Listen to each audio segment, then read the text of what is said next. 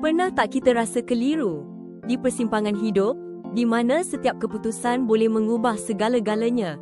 Raja Rehabeam mewarisi takhta ayahnya, Raja Salomo yang bijaksana, menghadapi dilema yang sama. Rakyatnya merayu agar beban kerja dikurangkan. Raja Salomo itu raja yang hebat, tapi rakyatnya sudah penat. Dia ada dua pilihan, dengar nasihat orang tua yang bijak atau ikut cakap kawan-kawan muda yang bersemangat tapi kurang pengalaman. Rehabeam buat keputusan, tapi sayang, dia pilih suara yang salah.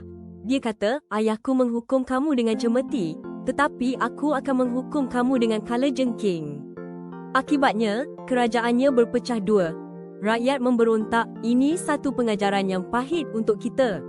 Kisah ini mengingatkan kita tentang betapa pentingnya mendengar suara Tuhan dan nasihat yang berhikmah. Kadang-kadang, kita terpedaya dengan janji manis dunia atau ego sendiri.